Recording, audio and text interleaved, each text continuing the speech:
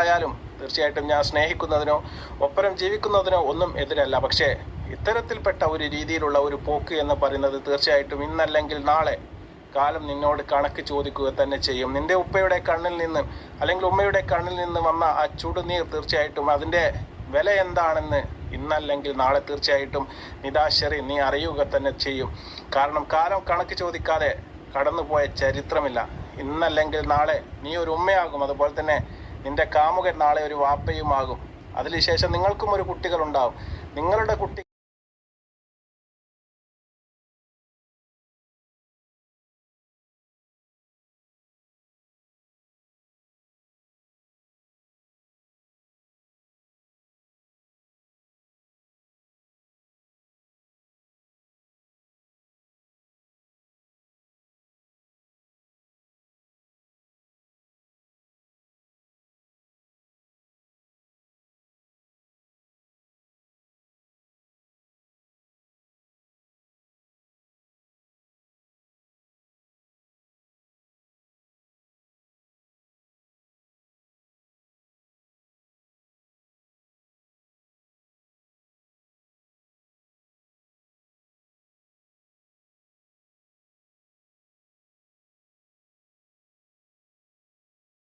കിട്ടും എന്നതുപോലെ പല ഉപദേശ നിർദ്ദേശങ്ങളും കാക്ക നിങ്ങളുടെ മൊബൈൽ ഒന്ന് മാറ്റി പുതിയത് കുറച്ചും കൂടെ ഫെസിലിറ്റിയുള്ള ഒരു മൊബൈൽ വാങ്ങിച്ചുകൂടെ, ഇങ്ങനെയൊക്കെയാണ്.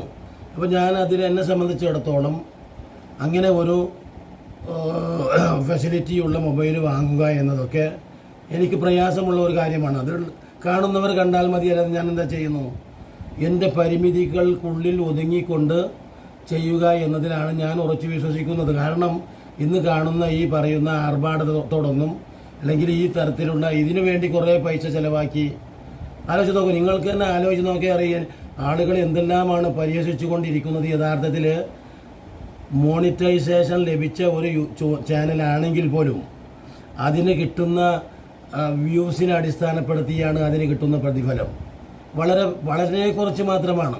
അപ്പോൾ എനിക്കൊക്കെ ഒരു 4-5 മാസത്തിൽ, ഇപ്പോൾ സത്യം പറയണം, ഞാനത് ആഗ്രഹിച്ചിട്ടല്ല. മോണിറ്റൈസേഷൻ ചെയ്തു എന്ന് പറയുന്നത് പൈസ കിട്ടുക എന്ന ലക്ഷ്യത്തിന് വേണ്ടി മാത്രമല്ല. അത് പോട്ടെ, ഇപ്പോൾ അത് വിശദീകരിക്കുന്നില്ല. ഒന്ന് ആലോചിച്ച് നോക്കി, അഥവാ എന്തെങ്കിലും ഗുണകരമായ കാര്യങ്ങളെക്കുറിച്ച് സമൂഹത്തോട് സംവദിക്കുക എന്ന് മാത്രമേ ഞാൻ ഉദ്ദേശിക്കുന്നുള്ളൂ. അതുകൊണ്ട് തന്നെ ഞാൻ പറയാം, ഞാൻ ഇപ്പോൾ കഴിഞ്ഞ ദിവസമാണ് ഒരു വീഡിയോയിൽ കണ്ടത് ഞെട്ടിപ്പിക്കുന്ന അഥവാ വേദനിപ്പിക്കുന്ന ഒരു സംഭവം. എന്താണ് ആ സംഭവം എന്ന് ചോദിച്ചാൽ, നിങ്ങൾ കണ്ടില്ലേ, ഇപ്പം ഞാൻ ആദ്യം തന്നെ വെച്ച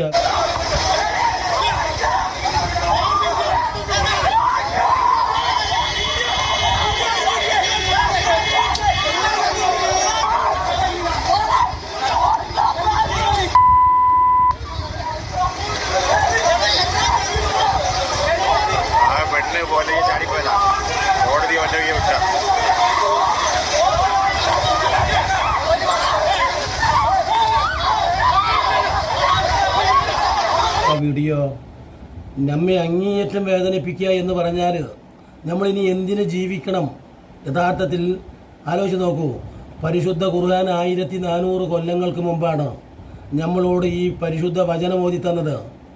യാ അയ്യുഹല്ലദീന ആമനു ലാ തുൽഹിക്കും അംവാലുക്കും വലാ ഔലാദുക്കും അൻ ദിക്റില്ലാ. നോക്കണം എന്ന് പറഞ്ഞാൽ അള്ളാഹുവിനെ ഓർക്കുക എന്ന കാര്യത്തിൽ നിന്ന് നിങ്ങളുടെ സമ്പത്തും നിങ്ങളുടെ സന്തതികൾ, നിങ്ങൾ ഏറ്റവും പ്രിയം വെക്കുന്ന സന്തതികൾ, അതാണ് നമ്മുടെ മക്കൾക്ക് വേണ്ടിയാണ് ഞാൻ ജീവിക്കുന്നത് എന്ന് പറഞ്ഞുകൊണ്ടാണല്ലോ എല്ലാ മാതാപിതാക്കളും കരഞ്ഞ് കണ്ണീരൊഴുക്കുന്നത്. ആ മകന് അല്ലെങ്കിൽ ആ മകൾക്ക്, അല്ലേ, ഇപ്പം വിദേശത്ത് കഴിയുന്ന ആ മക്കൾക്ക്, അല്ലെ, എന്തെങ്കിലും ഒരു രോമത്തിന് പോലും ഒരു പോറലേൽക്കുക എന്ന് പറയുന്നത് സഹിക്കാൻ കഴിയുന്നതല്ല. പല നേർച്ചക്കാരെയും വിളിച്ച്, അല്ലേ, അപ്പോഴാണ് 90% വരുന്ന ആളുകളും അള്ളാഹു അല്ലാത്ത ആരാധ്യന്മാരെയൊക്കെ വിളിച്ച് പ്രാർത്ഥിക്കുന്നത്. മക്കളെ ഒന്ന് സഹായിക്കൂ, ആലോചിച്ച് നോക്കൂ, ആ മക്കളൊന്ന് ഇങ്ങോട്ട് വന്നു കിട്ടിയിരുന്നെങ്കിൽ എന്ന് പറഞ്ഞാൽ തലയിൽ വെച്ചാൽ പേനരിക്കും, താഴത്ത് വെച്ചാൽ ഉറുമ്പരിക്കും എന്ന മട്ടിലാണ് എല്ലാ കാലത്തും മക്കളോട് മാതാപിതാക്കൾ പെരുമാറിയിട്ടുള്ളത്. എന്ന് പറഞ്ഞാൽ അവർ ആ മക്കൾക്ക് കൊടുത്തിട്ടുള്ള സ്നേഹം, കടപ്പാട്, കാരുണ്യം, അല്ലേ, എനിക്കെൻ്റെ ഉമ്മയുണ്ട് ഉപ്പയുണ്ട് എന്ന് പറയുന്ന ആ അവസ്ഥ വല്ലാത്തൊരവസ്ഥയാണ്. യഥാർത്ഥത്തിൽ നിങ്ങളൊന്ന് ചിന്തിച്ച് നോക്കിയിട്ട് പറയേ, ഉപ്പയില്ലാത്ത അഥവാ ചെറുപ്പത്തിലെ ഉപ്പയോ ഉമ്മയോ ഒക്കെ മരിച്ചു പോയിട്ടുള്ളവർക്ക് നമ്മൾ അനാഥർ അല്ലേ? ഉപ്പ മരിച്ചു പോയിട്ടുള്ള കുടുംബത്തിന് അനാഥർ. എന്തുകൊണ്ടെന്നാൽ ആ പിതാവാണ് ആ കുടുംബത്തിൻ്റെ നാഥനും തൂണുമായിട്ട് കഴിയണം അല്ലേ? സിദ്ദത്തുൽ ഹരി താരതൻ വാലമ്മിൽ ബർദി ഹുറ, കൊടും തണുപ്പിലും നോക്കൂ ഇപ്പോൾ കാണുന്ന ഈ പറയുന്ന ഉഗ്ര ഉഷ്ണത്തിലും അല്ലേ നമ്മുടെ പിതാക്കന്മാർ പുറത്തു പോയി പണിയെടുക്കുന്നത്. പ്രവാസി ലോകത്ത് പോയാലും നാടിലായാലും അല്ലേ പിതാവ് നമുക്ക് പണിയെടുത്ത് അന്നം തരുന്നത് എന്ന് പറഞ്ഞ ഒരു പറ്റി അല്ലേ ആ കൂട്ടിലേക്ക് തങ്ങളുടെ കുഞ്ഞുങ്ങൾക്ക് വേണ്ടി ഇര കൊണ്ടു കൊടുക്കുന്നത് പോലെയുള്ള ത്യാഗം ആലോചിച്ചു. അത്രമാത്രം എൻ്റെ മക്കൾ എൻ്റെ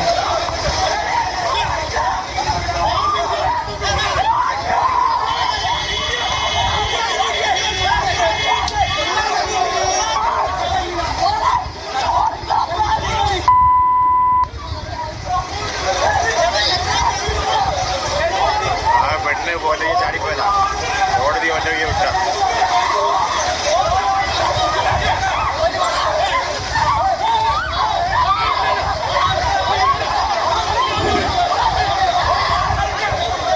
എത്ര സങ്കടകരമായ ഒരു അവസ്ഥ. എൻ്റെ മകൻ ഇനി അവരെ ഒരു പഠിപ്പിക്കുന്ന കാലത്ത് അല്ലേ സ്കൂളിലേക്ക് പറഞ്ഞയച്ചാൽ ആ ഉമ്മ കണ്ണീരൊഴുക്കുക. എപ്പോഴാണ് എൻ്റെ മകൾ തിരിച്ചെത്തുക അല്ലേ? തിരിച്ചെത്തിയാൽ ഇപ്പോൾ എന്നോടൊക്കെ എൻ്റെ ഭാര്യ പറയും 5-5:30 മണിക്ക് തിരിച്ചെത്തിയില്ലെങ്കിൽ നോക്കി നിങ്ങളൊന്ന് പോയി നോക്കി ഓളെ കാണുന്നില്ല നോക്കൂ. അങ്ങനെ ഒരു സംഭവം ഉണ്ടാവുകയും ചെയ്തിട്ടുണ്ട്. എന്ന് പറഞ്ഞാൽ ഓട് സ്പോർട്സൊക്കെ കഴിഞ്ഞ് ആലോചിച്ച് നോക്കൂ, 5-5:30 മണിക്ക് പെരയിൽ എത്തേണ്ട അവൾ എത്തിയില്ല. ആ സമയത്തൊക്കെ എൻ്റെ ഭാര്യ കാട്ടിക്കൂട്ടിയിട്ടുള്ള ആ വിഷമമുണ്ടല്ലോ, ആലോചിച്ച് നോക്കൂ. വല്ലാത്തൊരു അവസ്ഥയായിരുന്നു. അങ്ങനെ ഞാൻ തന്നെ ഓടി, ഞാൻ തന്നെ പതറി. അങ്ങനെ അന്വേഷിച്ചപ്പോഴാണ് അവളെ മറ്റൊരു സ്കൂളിലേക്ക് കൊണ്ടുപോയി ആ വിവരം പറയാൻ അവൾ ഏൽപ്പിച്ചിരുന്നു. പക്ഷേ ആ പറഞ്ഞ ആൾ പറഞ്ഞില്ല എന്നുള്ളൂ. അപ്പോൾ അത്രമാത്രം തൻ്റെ മക്കളുടെ നോക്കൂ ഓരോ സാഹചര്യത്തിലും സന്ദർഭത്തിലും നിതാന്ത ജാഗ്രതയോടെ കാത്ത് നോക്കൂ. അങ്ങനെ കാത്തിരിക്കുന്ന 2-4 കണ്ണുകളാണ് നമുക്കുള്ളത് വീട്ടിൽ. നമ്മുടെ കുട്ടികൾ ഒരു 10-15-20 വയസ്സായാലും അങ്ങനെയുള്ള ഒരു പെൺകുട്ടി 20 വയസ്സായി. ആ 20 വയസ്സായിട്ട് നല്ല നല്ല കുടുംബത്തിൽ നിന്നൊക്കെ അവൾക്ക് കല്യാണമാലോചന തകൃതിയായി നടക്കുന്നുണ്ട്, വരുന്നുണ്ട്. ആലോചിച്ച് നോക്കൂ. അങ്ങനെയാണ് ഒരു ദിവസം സങ്കടം ആലോചിച്ച് നോക്കൂ നിങ്ങൾ. ആ കാമുകനുമായിട്ടുള്ള ബന്ധം എന്നോ തുടങ്ങിയിട്ടുണ്ട്. ആ കാമുകനുമായിട്ട് ബന്ധം തുടങ്ങാനുള്ള മൊബൈൽ പോലും ആ പിതാവ് വാങ്ങിക്കൊടുത്തതാണ്. ആലോചിച്ച് നോക്കൂ. അതുകൊണ്ടാണ് ഞാൻ പറഞ്ഞത് ലാ തുല്ലിക്കും അംവാലുക്കും വല ഔലാദുക്കും വന്ദിക്കരില്ല. അള്ളാഹുവിനെ സ്മരിക്കൽ കൊണ്ട് നിങ്ങൾക്ക് തടസ്സമുണ്ടാവാതിരിക്കട്ടെ. എന്ത് ഈ മക്കളും സമ്പത്തും എന്തിനാണ് നിങ്ങൾ ഇങ്ങനെ സമ്പത്ത് കെട്ടിപ്പിടിച്ചത്? ഒമാ യുഗ്നി അൻഹു മാലുഹു ഇദാ തറദ്ദ. നിങ്ങൾ കാണുന്നില്ലയേ നിങ്ങളുടേതെന്ന് താലോലിച്ച് കൊണ്ട് നടന്നിരുന്ന ഈ സമ്പത്ത് അതിന് വേറെ അവകാശികൾ വന്നിട്ടുണ്ട്. അതുകൊണ്ട് തന്നെ ഈ സമ്പത്ത് നിങ്ങൾക്ക് ഉപകരിക്കുന്നില്ല എന്ന് ആ വസ്തുത നിങ്ങൾ കാണുന്നില്ലയോ? എന്തൊരു അർത്ഥവത്തായ ചോദ്യമാണ്. എന്നതുപോലെ തന്നെ നിങ്ങൾ ആഗ്രഹിച്ച് അല്ലേ നിങ്ങൾ സൂക്ഷിച്ചു വെച്ചിരുന്ന എൻ്റെ മോളുടെ കല്യാണം, അത് ആദ്യത്തെ കല്യാണമാണ്. എൻ്റെ പെരയിൽ നടക്കുന്ന അല്ലെങ്കിൽ എൻ്റെ തറവാട്ടിൽ നടക്കുന്ന അനുജന്മാർ വന്നിട്ടുണ്ട് അല്ലേ, അതുപോലെ തന്നെ മറ്റുള്ളവരൊക്കെ വന്നിട്ടുണ്ട്. അതുകൊണ്ട് ഇത്രയും വലിയ കല്യാണമാക്കുന്നത് എന്തിന് കാക്ക എന്ന് ചോദിച്ച ഞാൻ മറുപടി പറയുന്നത് എന്താണ്? എൻ്റെ ആദ്യത്തെ കല്യാണമാണ്.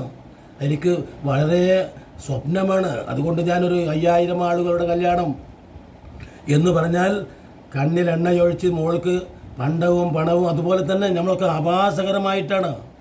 നല്ല ദൈവികമായ ഭയഭക്തിയുള്ള ഒരു കുടുംബനാഥൻ്റെ വീട്ടിൽ പോലും കല്യാണത്തിൽ നടക്കുന്ന അടിസ്ഥാനപരമായ ദീനീ നിർദ്ദേശം ആ നിക്കാഹ് ചെയ്തു കൊടുക്കൽ മാത്രമാണ്. ബാക്കിയെല്ലാം മതവിരുദ്ധമാണ്. നമ്മൾ കണ്ടിട്ടുണ്ട് വലിയായിട്ടുള്ള മനുഷ്യന്മാരുടെ മക്കളുടെ കല്യാണത്തിന് പോലും ഇല്ലേ മ്യൂസിക്കും കൂത്താട്ടവും അള്ളാഹു വിരോധിച്ചത് മാത്രമാണ് പിന്നെ ആ കല്യാണത്തിൽ നടക്കുന്നത്. ഒരിക്കലും ഇതര വിഭാഗങ്ങളുടെ കല്യാണത്തിന് പോലും അഗ്നിസാക്ഷിയായി താലി കൊടുക്കുന്ന ആ പരിപാടിയിൽ ഒരു ഭക്ഷണത്തിൽ പോലും അവർ വേറെ വെറൈറ്റി കണ്ടെത്തുന്നില്ല. വെറും സാമ്പാറും ചോറേ കൊടുക്കുന്നുള്ളൂ അല്ലേ. അഗ്നിയെ സാക്ഷിയായി നോക്കൂ, വേറെ പടച്ചോനെ സാക്ഷിയായി നടത്തുന്ന മുസ്ലിമിൻ്റെ വിവാഹത്തിലോ സർവശക്തനെ സാക്ഷിയായി ദൈവവചനങ്ങൾ ഉരുവിട്ട് അള്ളാഹുവിൻ്റെ നിയമനിർദ്ദേശങ്ങൾ അനുസരിച്ച് നടക്കുന്ന വിവാഹത്തിൽ ആ നിക്കാഹ് മാത്രം ഇസ്ലാമികവും അല്ലേ, ബാക്കിയുള്ള മതക്കാർ അവരുടേതായ കല്യാണവും അനന്തരമായിട്ടുള്ള അവരുടെ എല്ലാ പരിപാടികളും അവരുടെ മതനിർദ്ദേശം അനുസരിച്ച് നടക്കുമ്പോൾ പരിശുദ്ധമായ ഈ മതത്തിൻ്റെ നിർദ്ദേശങ്ങളെ കാറ്റിൽ പറത്തി അല്ലേ അപ്പോൾ ഞാൻ പറയുന്നത് മകളുടെ സന്തോഷം അല്ലെങ്കിൽ മകൻ്റെ സന്തോഷം, ആ മാതാപിതാക്കളുടെ കണ്ണുനീർ കാണും നിങ്ങൾ. ഒരു എന്താ പറയുക, കാമുകനുമായി പ്രണയം തുടങ്ങിയത് മൊബൈൽ വാങ്ങിക്കൊടുത്തതിന് ശേഷം, അതല്ലെങ്കിൽ സാധാരണ പെൺകുട്ടികൾക്ക് ഈ പറയുന്ന പ്രേമമുണ്ടെങ്കിൽ തന്നെ പ്രേമലേഖനമൊക്കെയാണ് എഴുതി കൊടുക്കുക. നമ്മൾ എന്താ പറയുക, ബഷീറിൻ്റെ കൃതികളിലൊക്കെ പ്രേമലേഖനം എന്നൊക്കെ പറയുന്ന കഥയുണ്ട്, സങ്കല്പമാണ്. അക്കാലത്തൊക്കെ പ്രേമലേഖനം അല്ലെങ്കിൽ കത്തുകൾ. ഇന്നത് വേണ്ട, ഓൺ ദ സ്പോട്ടിൽ പരസ്പരം കൈമാറി ഏത് സ്പോട്ടിൽ വന്നു നിൽക്കണം, നമുക്ക് ഒളിച്ചോടാനും തോന്നിവാസം നടത്താനും നമ്മൾ ഒന്നിക്കേണ്ട സ്പോട്ട് സെക്കൻഡ് കൊണ്ട് നിർണയിച്ച് ലൊക്കേഷൻ ഇട്ട് കാണിച്ചു കൊടുത്ത് ആലോചിച്ച് നോക്കും. ഒട്ടും മോള് വിഷമിക്കേണ്ട ആവശ്യമില്ല, പൈസ ഇല്ല എന്ന് പറഞ്ഞാൽ അപ്പം തന്നെ ഗൂഗിൾ പേ അയച്ചു കൊടുത്ത് അത്രമാത്രം സൗകര്യപ്പെടുത്തി കൊടുക്കുന്നു പൂവാലൻ അല്ലെങ്കിൽ കാമുകൻ. ആലോചിച്ച് നോക്കൂ, അതാ ഒരൊറ്റ സ്പോട്ടിൽ തള്ളി പറയുന്നു ആ മാതാപിതാക്കളെ. വലാ തകുല്ലഹുമാ ഉഫിൻ വലാ തൻഹർഹുമാ വകുല്ലഹുമാ കൗലൻ കരീമാ. ആ മാതാപിതാക്കളോട് ചേ എന്ന് പോലും നിങ്ങൾ പറയരുത് എന്ന് പഠിപ്പിച്ച പരിശുദ്ധ ഖുർആൻ, ആ ഖുർആനിൻ്റെ നിർദ്ദേശങ്ങളല്ല ഈ മാതാപിതാക്കൾ ഈ മക്കൾക്ക് കൊടുത്തത്. അതിൻ്റെ ഗുണഫലമാണ് ഇപ്പോൾ ഈ മക്കൾ ഇങ്ങനെ ആയിപ്പോയത്. ഞങ്ങൾ ഒരിക്കലും നോക്ക്, ആ മാതാപിതാക്കൾ പറയുന്ന ഒരു അവസ്ഥയുണ്ട് പരലോകത്ത്. ഞങ്ങൾ ഞങ്ങളുടെ മക്കളോട് പറയാറില്ല ഇന്നത് അരുത് ഇന്നത് അരുത്, നോക്ക്, ഒന്നും പറയാറില്ല. എല്ലാം അവരുടെ ഇഷ്ടത്തിനായിരുന്നു. അങ്ങനെ ഇഷ്ടത്തിനായി അവർ ജീവിച്ചപ്പോൾ പിന്നീട് അവർ ചെയ്യാൻ തുടങ്ങിയതിന് യാതൊരു പരിധിയുമില്ലാതെ മുന്നോട്ട് പോയി. അതിൻ്റെ സങ്കടകരമായ അവസ്ഥയാണ് ഇന്ന്. ആലോചിച്ച് നോക്കൂ, ആ മാതാപിതാക്കൾ സങ്കടത്തോടെ പറയുന്നുണ്ട്, ഫണ്ടും റെഡിയാക്കി വെച്ചിട്ടുണ്ട്, മറ്റു സംവിധാനങ്ങൾ പല സ്വപ്നങ്ങളുമായി ഓടി നടക്കുകയാണ്. മോളെ, നീ ഇഷ്ടപ്പെട്ട കാമുകനാണെങ്കിൽ പോലും നീ അവൻ്റെ കൂടെ പോയിക്കോ, പക്ഷേ ഒരു നിക്കായില്ലാതെ നീ അവൻ്റെ കൂടെ പോവല്ലേ. ഞങ്ങൾ മകൾ പറയുന്ന ആ പൂവാലന് കാമുകന് ഞങ്ങൾ വിവാഹം ചെയ്തു തരാം, പക്ഷേ മകൾ ഓടിപ്പോവരുത്, ഞങ്ങളെ വഷളാക്കരുത്, മാനം കെടുത്തരുത്, പരലോകത്തേക്കും ഞങ്ങളെ വഷളാക്കരുത്. കാരണം നിക്കാഹില്ലാതെ ചാടിപ്പോയി ജീവിക്കുക എന്ന് പറഞ്ഞാൽ ഒരു വിശ്വാസ സമൂഹത്തിനെ സംബന്ധിച്ചിടത്തോളം എന്താണ്, കാലാകാലം വ്യഭിചാരത്തിലായിട്ടാണ് കഴിഞ്ഞു പോകുന്നത്. അങ്ങനത്തെ ഒരു അവസ്ഥ ഉണ്ടാക്കല്ല മകളെ എന്ന് ഏതൊരു മാതാപിതാക്കളാണ് മക്കളോട് കാലുപിടിച്ച് പറയാതിരിക്കുക? എന്നിട്ട് കാലുപിടിച്ച് അങ്ങനെ സങ്കടപ്പെട്ട് പറഞ്ഞിട്ട് ആ മാതാപിതാക്കളുടെ കാല് തട്ടിമാറ്റി 10 20 ആളുകൾ, കാമുകൻ്റെ ആളുകൾ, ആ കാമുകൻ്റെ ആളുകൾ ആ മാതാപിതാക്കളെ അടിച്ച് പൊതിരെ തല്ലി അടിച്ചോടിക്കുന്നു, ബന്ധപ്പെട്ട ആളുകളെയും അടിച്ചോടിക്കുന്നു. എനിക്ക് കോടതിയിൽ വന്ന ആ സന്ദർഭമുണ്ടല്ലോ, എനിക്ക് എൻ്റെ കണ്ടുമുട്ടിയിട്ടുള്ള ഓൺ ദ സ്പോട്ടിൽ കണ്ടുമുട്ടിയ എൻ്റെ പൂവാലനായ കാമുകൻ മതി, എനിക്ക് വേറെയൊന്നും വേണ്ട, എൻ്റെ എല്ലാ ജീവിതവും ഇനി ആ കാമുകനിലാണ്. ആലോചിച്ച് നോക്കൂ, ദുനിയാവിൽ തന്നെ ഈ പറയുന്ന പെൺകുട്ടി അനുഭവിക്കാനിരിക്കുന്നതാണ് എത്രയെത്ര ഒളിച്ചോട്ടങ്ങളാണ്. 99% പരാജയത്തിലാണ് എത്തിയതെന്ന് ഏതൊരു മനുഷ്യർക്കാണ് അറിയാത്തത്? ആലോചിച്ച് നോക്കൂ. എന്നിട്ടും ഇത് തുടരുന്നത് എന്തുകൊണ്ടാണ്? ഞാൻ പറയുന്നു, ആ മാതാപിതാക്കൾ ആ കുട്ടികളോട് വലാ തക്കുല്ലഹുമാ ഉഫിൻ, ചേ എന്ന് പോലും പറയരുത്, അരുത് അരുത് എന്ന് മക്കളോട് അള്ളാഹു ശാസിച്ചപ്പോൾ ഈ തോന്നിവാസമൊക്കെ ചെയ്തുകൊണ്ടിരിക്കുന്ന ഈ മക്കളോട് അരുതേ അരുതേ എന്ന് ഈ മാതാപിതാക്കൾ ആദ്യം പറയാത്ത ഒറ്റ കാരണമാണ്. ആലോചിച്ച് നോക്കൂ, ഇപ്പോൾ അവർ ആ അരുതെന്ന വാക്കല്ല അവർ പറയുന്നത്, അങ്ങേയറ്റം വേദനിപ്പിക്കുന്ന വാക്കുകൾ അല്ലേ, അവരുടെ മനസ്സിന് ആഘാതമേൽപ്പിച്ച് ഇനി ആ മാതാപിതാക്കളുടെ കുടുംബത്തിൻ്റെയും അപമാനഭാരം, സങ്കടം, പ്രയാസം ആരാണ്? ഇനി എത്രയെത്ര മാതാപിതാക്കളാണ് അങ്ങനെ ഇല്ലാതായി തീരാ രോഗികളായി തീർന്നിട്ടുള്ളത്, ആത്മഹത്യയിലെത്തിയിട്ടുള്ളത് അല്ലേ, മനോരോഗികളായി മാറിയിട്ടുള്ളത്? ഈ മക്കളെ നിങ്ങൾ ഒരു വേള ചിന്തിച്ചിരുന്നെങ്കിൽ 10-20 കൊല്ലം നിങ്ങളെ പോറ്റി വളർത്തി. നോക്കൂ, തണുപ്പും ഉഷ്ണവും അറിയിക്കാതെ, പട്ടിണിയും പ്രയാസവും അറിയിക്കാതെ നിങ്ങൾ അവർക്ക് കൊടുത്ത ഒരു കൂലിയുണ്ടല്ലോ, നാളെ പരലോകത്ത് അള്ളാഹു, പരലോകത്തെ വിശ്വാസം നിങ്ങൾ വിശ്വസിക്കുന്നില്ലെങ്കിലും ഒരു മനസാക്ഷി എന്ന് പറയുന്നത്, ഒരു മനുഷ്യത്വം എന്ന് പറയുന്നതിൻ്റെ ഒരു അംശം പോലും നിങ്ങൾ കാത്തു സൂക്ഷിക്കാതെയല്ലേ ഇത്തരത്തിൽ ചെയ്യുന്നത് എന്ന് പറഞ്ഞുകൊണ്ട് ഇനിയും നല്ല നല്ല വീഡിയോകളുമായി നിങ്ങളെ കണ്ടുമുട്ടുന്നത് വരെ നിങ്ങൾക്ക് നന്ദി.